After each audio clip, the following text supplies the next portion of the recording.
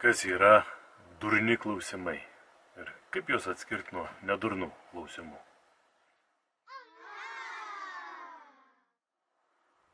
Būna, nedažnai, bet ir neretai, kad komentaruose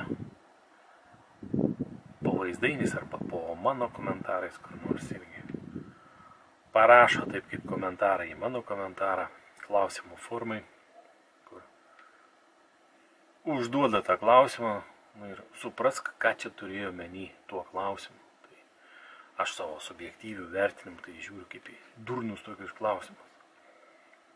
Sakykime, kuriuos supranta tik tai tas, kas juos uždavė. Ir kaip dabar, pagal kokius kriterijus nustatau, kad tai durnas klausimas, nes tame klausime, formuluotė paties to klausimo, yra suprantama tik tai tam klausiančiajam. Jam atrodo, kad jis aiškiai uždavė klausimus. Klausimas iš 3 kokių nors žodžių apie konkrečią temą, sakykime, 3-5 žodžiai ten.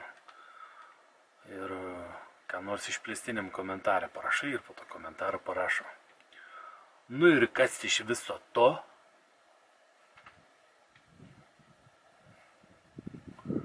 Paskui nori pasitikslinti, atrašai į komentarą tą. Ir ką tu pats ar pati turėjai omeny, kas iš viso to, ką tu norėjai sužinoti, kokiu aspektu, ką. Aš taip ir žinojau, kad tu neturi atsakymo. Taip, aš neturėjau atsakymą į tą tavo. Harien žino, ką tu turėjai klausimą. Nes jeigu tu turėjai omeny vieną, tai atsakymas bus vienas. Jeigu tu turėjai omeny kitą, tai atsakymas bus kita. Bet pagal tą klausimų uždavimo formą ten atsakymų gali būti 1000. Tai ne atsakymo aš neturiu.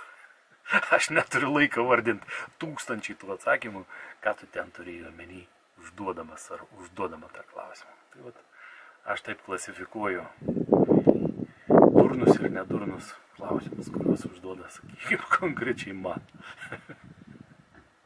Gal pratęsiu kada tą temą.